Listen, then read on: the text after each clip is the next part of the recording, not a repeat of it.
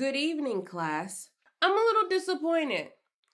I've been making a couple posts. One in particular stood out to me. It was a post where I talked about how fun it is to be with a man who's off the next day. How you have so much time to explore each other's body, to go on little adventures. You don't have a bedtime. You don't have to get up super early so you can cuddle in. And there were so many men who said, I'm not doing all that. You can't stay over my house. Staying over houses for girlfriends. I just want to fuck. I just want some cat. You need to leave. Your Uber's outside. I was shook. A lot of y'all focus too much on the positions. Throwing it back. Beating the motherfucking up. Performance. Penetration. Getting deep. Techniques. You want to make her squirt. But you're ignoring the atmosphere, the vibe, the pacing, the attention, the intention, the sensory engagement, and the anticipation. You know how to fuck, but you don't know how to create an experience. So we know what all our senses are, right? Let's begin. Sight. See. Visual attraction is not just about being physically attractive. It is about your intentions. A woman is subconsciously reading your effort, safety, confidence, awareness, energy, mood, all the above before you even touch them off of what they see. So let's start with the preparation of sight. Women look at hands, men look at hands. When you're shaking someone's hand, you're focusing on how firm it is. You're focusing on their nail length, if they have them manicured, if they have them trimmed, if there is dirt in them, how rough they are, if there are calluses. Groom your nails and hands, gentlemen. I'm not asking you to have a French tip and no clear coat. But I am asking you to make sure you don't have no dirt between your nails. I am asking you to go get you some working hands if you have working hands. I am asking you, if you plan to go on a date, exfoliate. Do a hood exfoliation. Get you a cup of diamond sugar and Dawn dish soap. Put it in a motherfucking bowl. Mix it up real good to where it's real coarse. And scrub the shit out of your hands. If they can clean ducks that was trapped in an oil spill with Dawn dish soap, they'll be able to fix your hands. We don't have to be difficult with the nails. I'm not asking you to go to Ling Ling. I'm asking you to get a pair of clippers. So let's talk about hair. A lot of men have a short haircut or a fade. So when you're in the shower and you're washing your face, it's a good chance that you're washing your head as well. Make sure you are going behind your ear.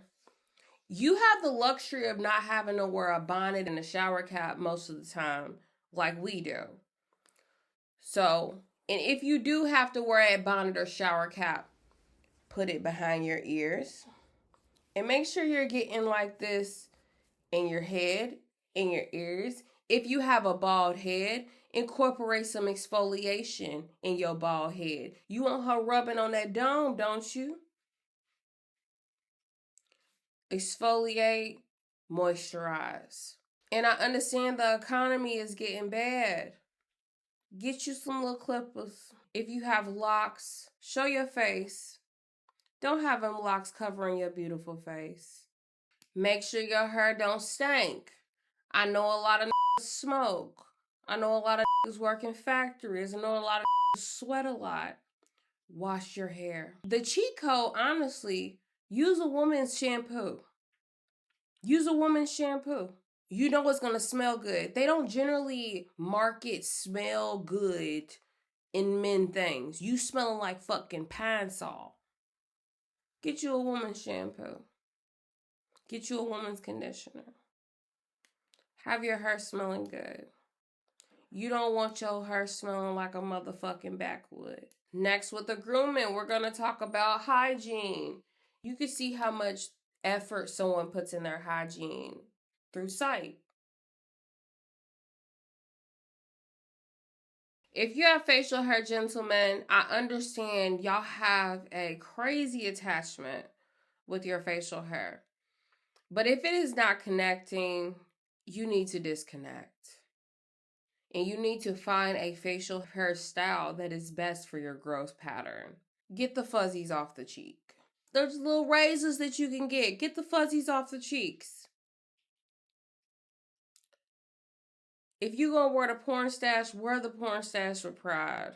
Have it always clean cut and trimmed and everything. You can sometimes tell the level of effort someone puts in their hygiene off of sight, but sometimes it will take time because there are a lot of people who are very performative with their hygiene. But at first glance, brothers, I shouldn't be able to see holes in everything. So if you have any distressed garments, make sure that it is intentionally distressed. No loose collar necks. Don't wear clothes that are tattered. Don't wear clothes that you mowed the grass in to go see a bitch. Don't wear your gym clothes to go see a bitch. Don't wear a shirt that looks like you didn't put it over a bowling ball and the fucking collar is all stretched out to go see a bitch. Show effort with your presentation. Next, skincare. Don't use no Irish Spring on your face. If you are unsure on where to start when it comes to skincare as a man, start with the most mild, fragrance free soap option that you can find. There's a lot of brands like CeraVe that are fragrance free, hypoallergenic, great for sensitive skin. So start somewhere like that and then build your skincare routine off of what you feel your face and your skin needs. So let's say that you start with a basic face wash. Then you notice that you have a little bit of puffiness under your eyes. You notice that your eyes are a little dark. You notice that you have a little bit of crow's feet. You notice that your neck is a little bit dry. You notice that your pores are a little bit larger. Then you start developing your routine and your tools of skincare off of what your needs are. But just to get you into the introduction of the world of facial skincare, drop the body wash, drop the 2-in-1, drop the shampoo, and get you a cost effective, drugstore, fragrance free face wash and a moisturizer. So I know that I touched on the clothing aspect when it comes to the hygiene part of clothes, them not looking unintentionally distressed, tattered, the smells of the clothes, the appearance of the clothes, but I'm also talking about them being fitted properly. Dress for your body type, gentlemen. Just for your body type, get your correct size, go get fitted, go get size, buy your size, go to your Macy's, go to your Dillard's, go to your Levi's. Get your correct size. Dress for you. Some of y'all have really wide shoulders. So when you wear those shirts that are cropped, that end right at your waist, it doesn't complement your body type. Dress for your body type. When I'm going on a date, I'm not going to wear my experimental outfit that only my homegirl is going to like. I'm not going to wear the white eyeshadow look. I'm not going to do that. Don't have your pants hanging off your ass. Pull them up. The next part of it is posture, gentlemen. Posture. So with your posture, I know right now I'm leaning back in my office chair, boy. Sit up straight. Make a bitch pay attention to what you got to say. You slumped all over in the booth. Scrolling. You slumped over. Hanging to the side. Sit up straight, gentlemen. Sit up straight. You want to always appear ready. You want to always appear in control of your body, the situation, the environment. You want to have a good view. of your environment, the atmosphere, the place that you are. You ultimately are leading, protecting. Make your presence mirror that. We not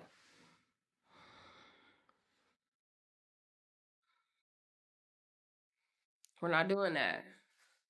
Sit up straight, gentlemen. You're gonna make her want to sit up straight. Seeing you come correctly will make a woman fall in line. She's either gonna know she has to step her fucking game up or she's gonna exit stage left. Lastly, your preparation ritual getting up to the site. Yeah, we're grooming. Yeah, we're doing our nails. Yeah, we making sure our hair is neat and smells good. Yes, we're focusing on our hygiene. Yes, we're focusing on our skincare. Yes, we're paying attention to our posture. But I'm talking about your mental preparedness, your preparation ritual leading up to that. Don't rush through it. This is self care.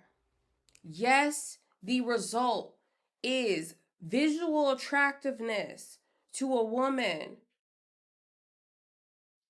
but this is all your self care. Don't rush through washing your body, gentlemen. Don't skip the lotion. I don't give a fuck.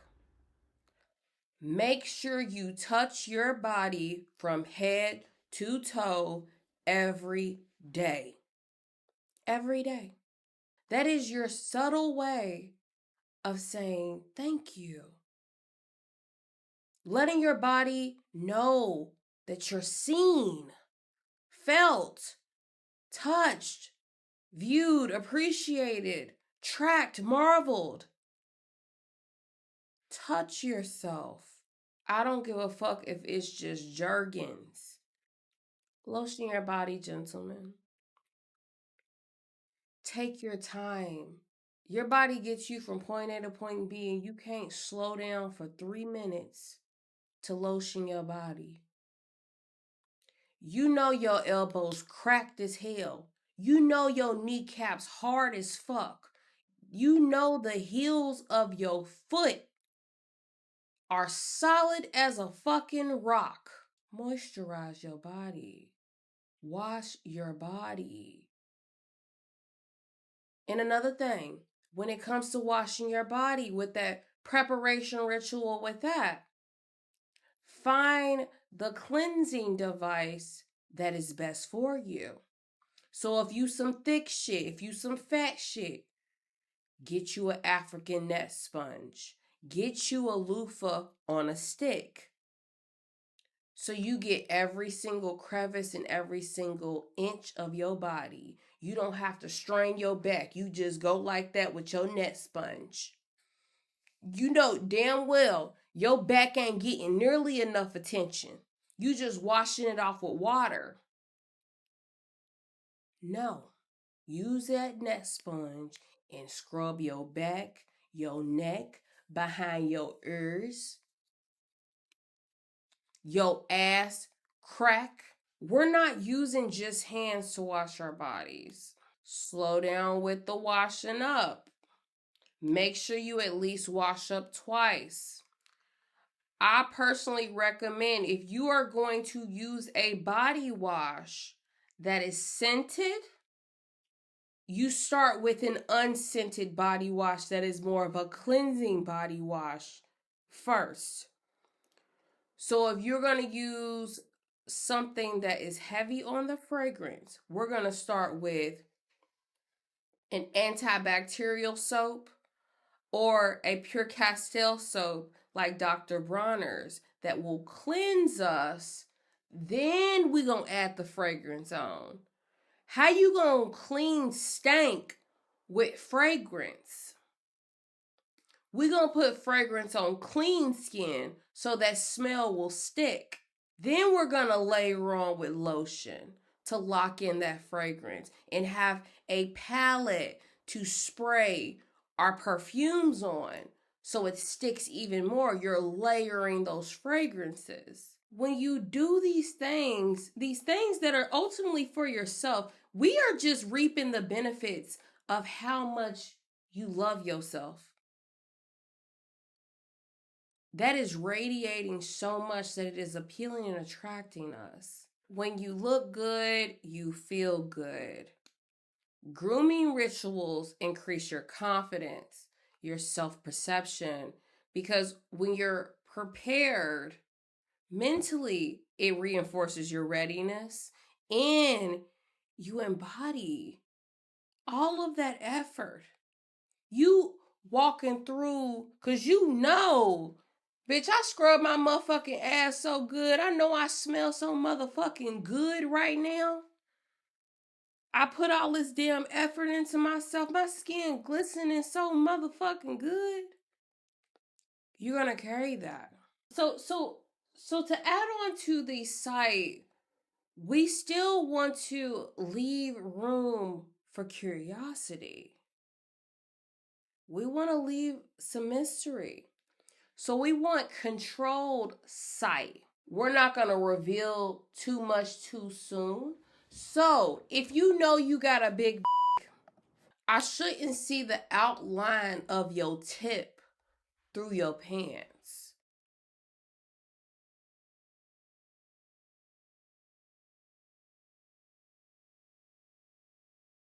But please accentuate your best features. If you have nice arms, gentlemen, if you have nice pecs, wear tops that accentuate this physique. If you work out, wear fitted clothes that accentuate your body, not make it scream. You don't want your buttons restricted. So make sure every time when it comes to fittings, raise your arms. See if your shirt goes above your belly. If you got to do this when you raise your arms, don't wear it. If when you bend down, I see the crack of your ass, don't wear it. Next is body language when it comes to sight.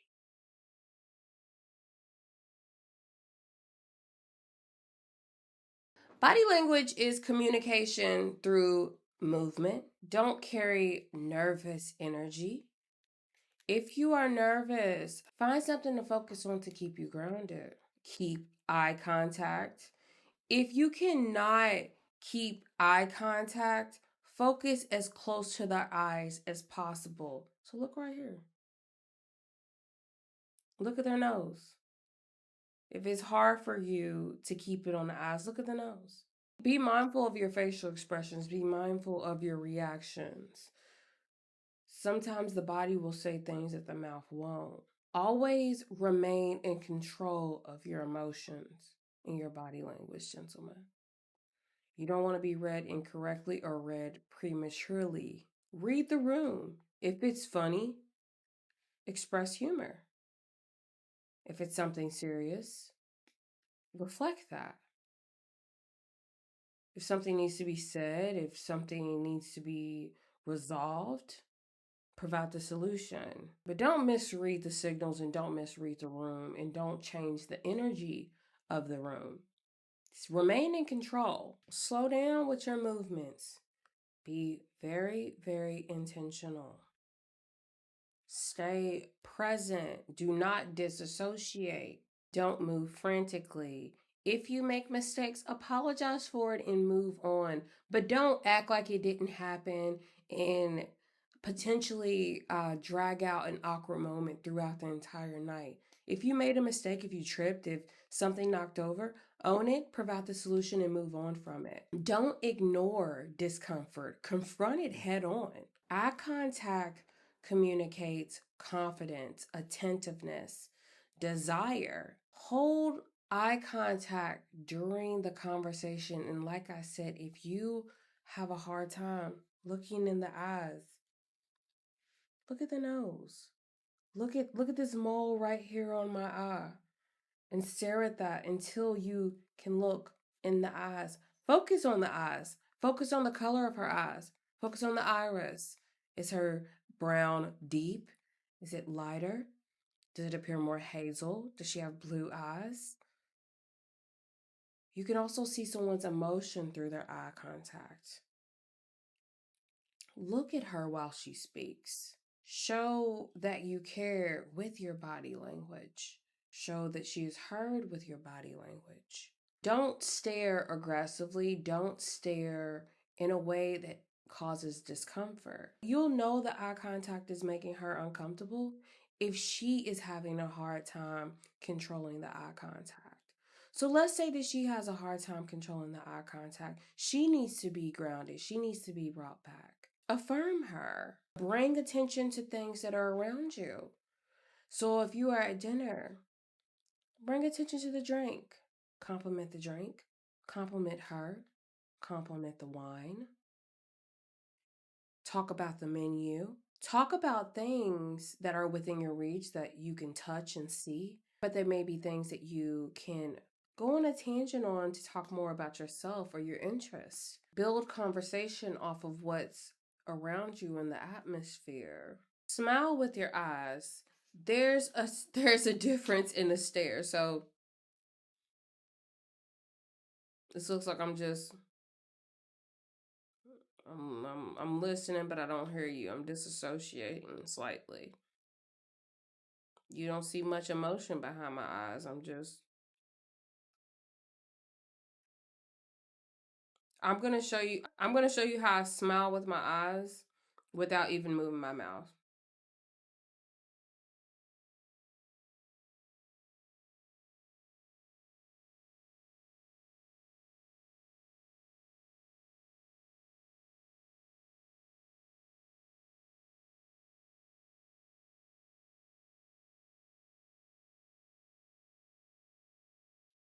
You see how that changes? How I can you're alert, you're awake, your interest is peaked. Eyes wide open. And then there's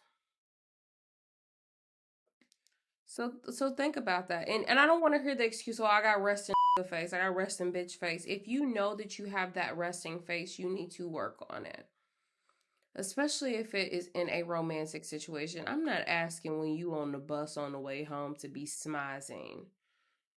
But if you have a beautiful young lady in front of you who you are trying to impress or trying to get to know, come correctly. So next with the site, we're talking environment and ambiance.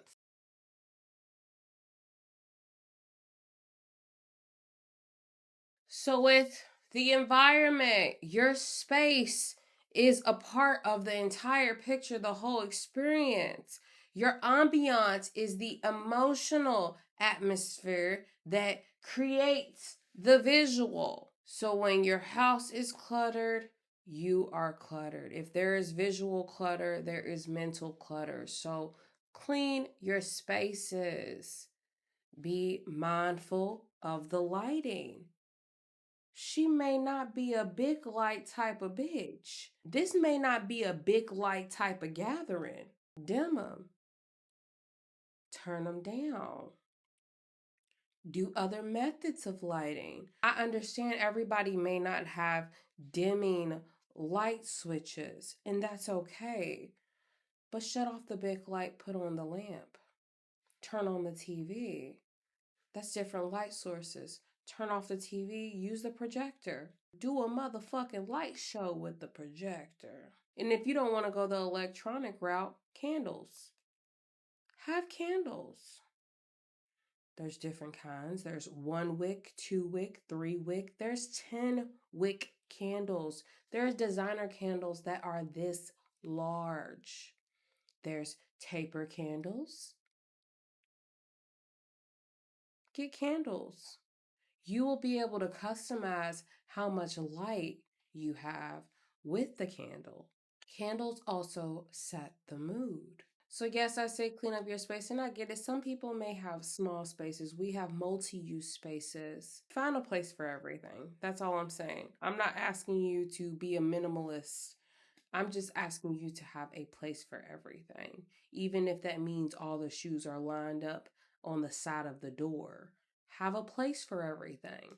It looks much neater than having the shoes all scattered out right there by the floor mat and then having them uniformly laid up against the wall two by two matching pairs against the wall. It looks more uniform. It looks like that is a place that is designated to be. That gives the impression that when I come into your home, I need to line my feet up against that wall, have my shoes matching side by side, and leave them there. And then when I leave, I do the same thing in reverse. When I come in and I see all the shoes scattered all over the entrance, that is telling me that I just need to just throw them. So there's ways to subtly show your efforts and your respect, your self care, and all of those things. Intentional decor when it comes to your space. This ain't no damn HGTV. This ain't Arc Digest. Have your space functional for you. If you live a fast life, if you live a life that is on the go and you have minimalistic furniture, that's fine. When I say intentional, I mean intentional decor. Intentional for your lifestyle, intentional for how you live. Cluttered and chaotic spaces increase your stress overload. It raises your cortisol levels and it makes relaxing much harder. So you're thinking that the is not getting wet because she's not attracted to you because she's this or because this and this and this. And it may be because y'all fucking on clothes. It may be because she's laying on a pile of laundry getting her pussy ate. Tighten up. Your room should not feel like your nervous system is fighting for survival. People can feel your energy through your environment. Think about the mood that you're setting. We read in the body language as we see it. We're using those reactions as data and adjusting accordingly. We're slowing down and being mindful of our pacing. We're being aware to all of our surroundings. A good lover pays attention. A selfish one just pays the bills. Adapt in moments of inconvenience or moments where things don't go as planned. Stay present, observe the reactions, and pivot. Provide solution and pivot through discomfort. Don't ignore it. Don't force moments. Let them happen. And stay in the moment. Don't disassociate or disconnect or stay in your devices or your phone too much. Next is sound. We want to be heard. Before somebody allows you to touch their body, they usually want you to touch their ear. Your voice communicates your confidence, your intentions, your emotional intelligence. People can literally hear where your mindset is based off of the things that you say. They can pick up if you can be trusted, if they're safe around you, if you're the type of partner that they want. Based off of the things you say and what they hear you do. So first we're going to touch on communication.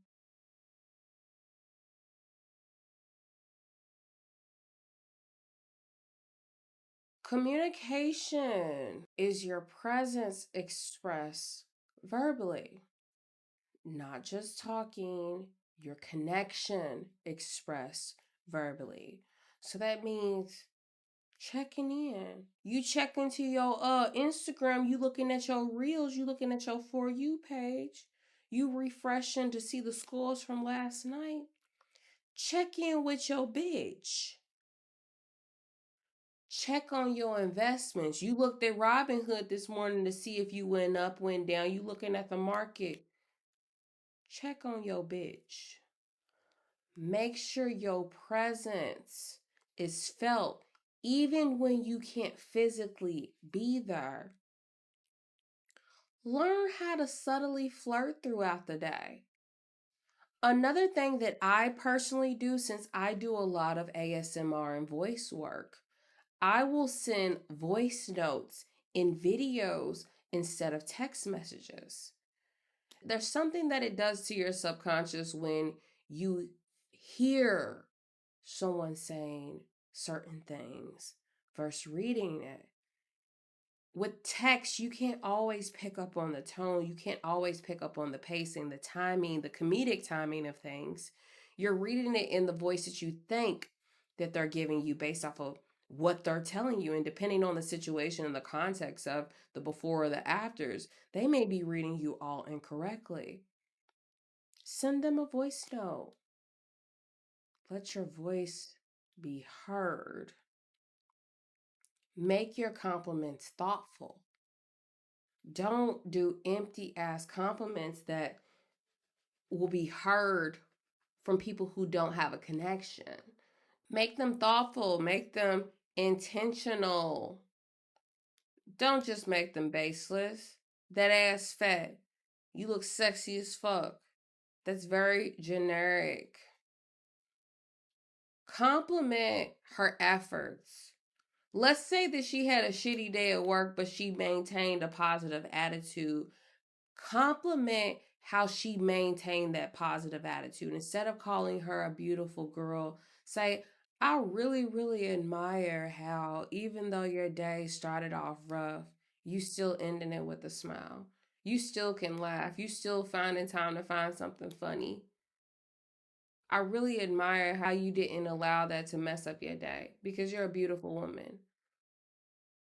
Do you see how that flips from you're beautiful to being strictly vanity driven to you complimenting her character and how that radiates and appeals and adds to her beauty? Anticipation is healthy. Yes, have your presence felt, but also know when to pull back on your presence. Also know when to stand back. Be felt, be heard without speaking. Foreplay does not start with the pussy in the mouth. Don't start with the fingers. Don't start in the bed. It starts from the point when she wakes up. Does she have anything pressing, waiting for her at home, where she can't focus on the love, focus on the connection? Soften that burden for each other. Make it to where all y'all have to do is each other. People open up way more when they feel considered, when they feel heard. So we are going to communicate intentionally. We're going to check in on our investments. We're going to build anticipation naturally. We're going to make her feel the thought. Don't only communicate when you want access. We can sense when a just wants something. We can sense when a just wants some pussy. It's just like when a bitch only hit you up when she want her nails done. A only hit you up when he want to know what the vibe is. He don't hit you up when he want to know how you doing. Communicate to keep access. Don't communicate only because you want access. Don't be dry all day, but then suddenly when y'all get in person, you're hypersexual.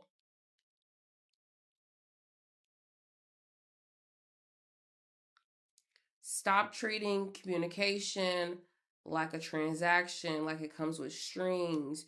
Communication is a tool that we use to enrich our relationships, to build our connection, deepen our connections.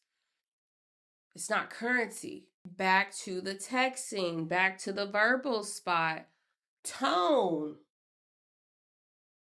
So we our tone.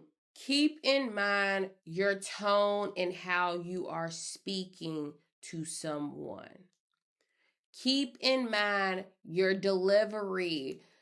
Everybody's understanding, everybody's reading level, and their comprehension levels are different. You need to speak in their language. You also have to understand where they come from.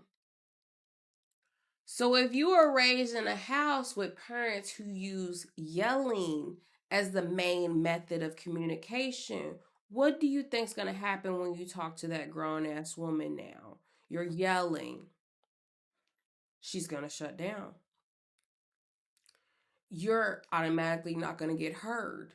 Your emotions is going to exceed your voice and what you're trying to convey. just because your delivery is wrong. So when it comes to your tone and making sure your voice is heard properly, make sure you carry warmth in your voice, confidence in your voice, calmness in your voice, being sure with your voice and what you're saying. Practice softness, your volume control. Don't talk too fast. The pacing, like I said, everybody's comprehension, the level and the speed in which they understand is completely different. So you may have to slow things down, dumb things down. And that's when the sight of reading the room comes in. Keep your emotions regulated. I understand sometimes when we're talking, we get so riled up because it's something that feels passionate to us, something we're very passionate about. But slow down, step away if necessary, be quiet if necessary. Sometimes you need to shut the fuck up so you can gather what you need to say and say it properly. If you feel things is getting too heated, brother, step away and compose yourself. Regulate yourself. I don't give a fuck if you gotta count to 10. It's way, way better to think about what you're gonna say than say the wrong thing. Don't overpower her voice. Don't interrupt her voice. And I know I got this bad too. You find something that somebody says and it's very interesting to you. It's intriguing. It's something that you want to add on. You don't want to forget about your 2 cents while they're telling their story. Keep mental note of it. Shut the fuck up. Let them get their words out first, then indulge. Stop interrupting. Practice this on the phone. When you're talking on the phone and you find yourself having these issues of cutting out, or you want them to really get their point across before you interrupt them, mute yourself. You ask her a question about herself and she's going on a tangent. Mute yourself so you're not even tempted to interrupt. And if you are tempted to interrupt, it's not heard. Mute yourself. Apologize if you do and let them finish. Tone and regulation and vocal control, it heavily influences the interpretation more than the actual words themselves. It's me screaming at the top of my lungs, I love you. When I practice softness, I love you. It's completely different. It goes from violent, it goes from lack of safety to this is a safe space. You could be saying the most powerful words possible, the most brilliant thing, but if your tone and delivery is not correct, you will not be heard. Don't lose your voice because you don't know how to use your voice. Reassurance and compliments.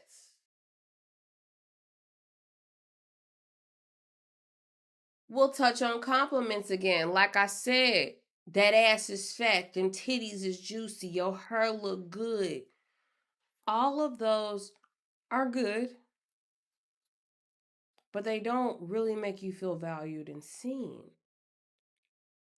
We are going to get specific. So if the her is what you want to compliment, get specific about it. What do you like about the her? That color brings your skin out. That color makes your skin tone look so good. I love that color on you. It brings out your skin so well. You see how that went from I love your hair to you telling her specifically why you love her hair. That makes your skin tone pop. That compliments you. That is your color. It's received differently. The eyes. I like your eyes. You got pretty eyes. Okay. When you look in the sun, I know you got brown eyes, but when you look in the sun, your eyes look so fucking pretty. It's like that brown is so light. Your eyes look so good. Praise. Affirm one another. If she is giving you pointless ass updates on some on a shelf she building, some bullshit, a book that she read, something that she felt was so important to her, even though it was so small, something so silly that doesn't really even matter in the grand scheme of things, but it's something of interest of her that she felt that was so important that she wanted to tell you. Maybe something she completed. She read a new book. She finished a book. Compliment her on that. Do compliments off of things that you know she holds stake in. If she is not really big on superficial and the physical, don't compliment on that. Compliment on things that entice her, her hobbies, her interests, and even if those interests are not your interests, you are complimenting the fact that she is staying consistent, staying so disciplined. She's so sure of herself, self aware, confident. Make your compliments matter. Don't even waste your words. As men don't waste words. Men should not be wasting words. The words that come out of a man's mouth should be very valuable. They should mean something. You shouldn't even want to waste your breath on something that's baseless, something that's meaningless. You want when you speak it to matter.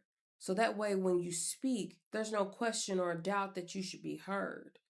If you just saying a bunch of bullshit, it's going to start to go on deaf ears. Make what you say count. Don't overdo the flattery. Don't start to sound manipulative. Don't start to sound like you're forcing the compliments. Don't weaponize the compliments for control or because you've been rejected. That's why I say make them count, make them true, so they don't come with any strings. Don't compliment because you want to get it back because you think that's going to soften up. Don't say nothing at all. Next with the sound, teasing and playfulness, joking. Joking and teasing. Joking and teasing. Teasing is playful through conversation. You're showing your humor, chemistry. You're testing the boundaries and the comfort levels. But there is a thin line between when humor starts to become offensive and you start to turn someone off. It becomes offensive when you haven't taken the time to build trust. So if she has found something that you meant as funny, not funny, you have not done the groundwork to build her trust. She doesn't know you well enough. Because if she knew you well enough, she'd know that that's not coming from a place of malice, correct? Teasing should not target insecurities, should not target disabilities. Teasing or jokes should not leave the other person looking uncomfortable, and you'll be able to see this through body language, through eye contact. If you see discomfort, what did I say? Do not ignore discomfort. Do not keep pushing and keep adding your extra 2 cents and more jokes after the discomfort. Address the discomfort, confront the discomfort, apologize, pivot, solution based, move on, continue the vibes. Don't joke too early. Don't joke too aggressively with women that you have not created that emotional connection with yet. Your flirting should not be roasting. Your flirting shouldn't come with a roast battle. until you know her. Keep the teasing and joking light initially until you build that connection. Trickle those jokes in, trickle your humor style in lightly, slowly. Gauge the reactions, read the reactions to build up the comfort, but do not insult her and disguise it as humor, then gaslight when you don't get the laughs that you expected, or when she can pick up that it was an insult and not a joke. Don't joke about sensitive topics too early. Don't touch on sensitive topics too early. Don't even bring them up. Don't try to embarrass somebody publicly. Don't single them out or call them out publicly. Don't be sarcastic with all of your responses, because then it will sound like you're being an asshole. Don't force the sarcasm. Let that be natural. Sarcasm should be easy to pick up. You shouldn't have to explain the joke and I'm pissed off. Active listening.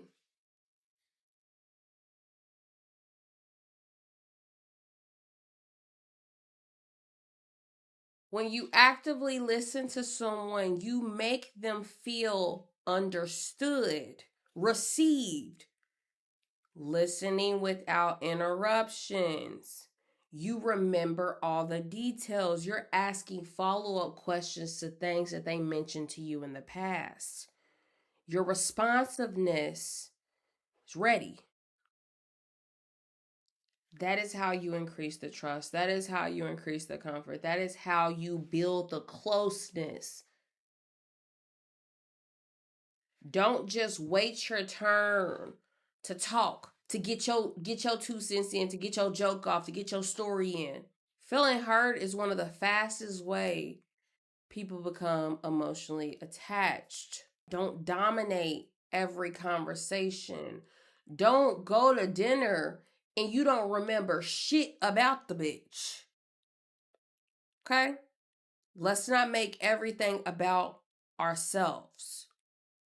If you do go on a tangent about yourself, make sure you end it off with a question that will allow her the space to do the same. Anytime you end off making something about yourself, always put the ball back in their court.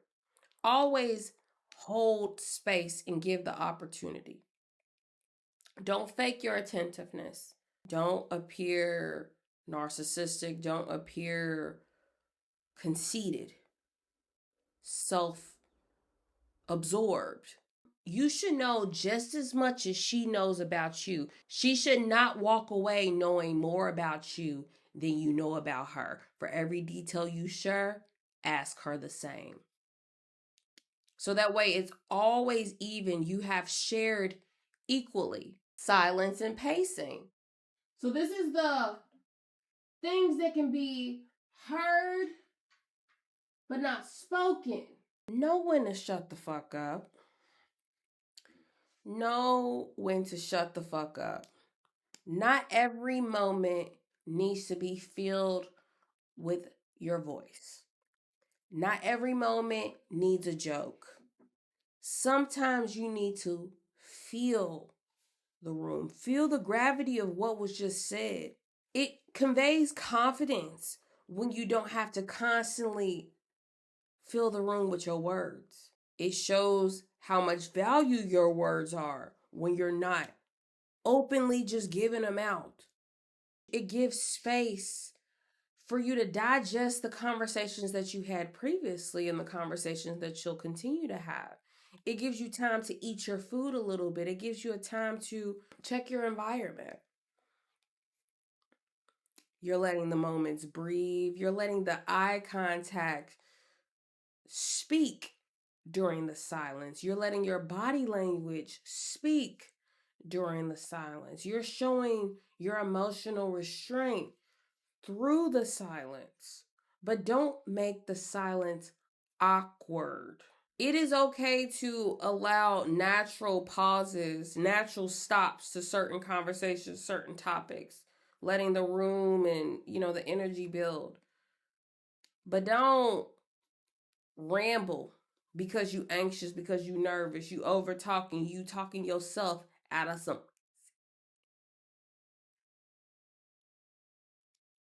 Don't force it. Don't panic and overthink because y'all not speaking. You're still speaking. It's just not at your mouth, your eyes, your body. If their mouth isn't talking, look at their other methods of communication. Next sense is smell.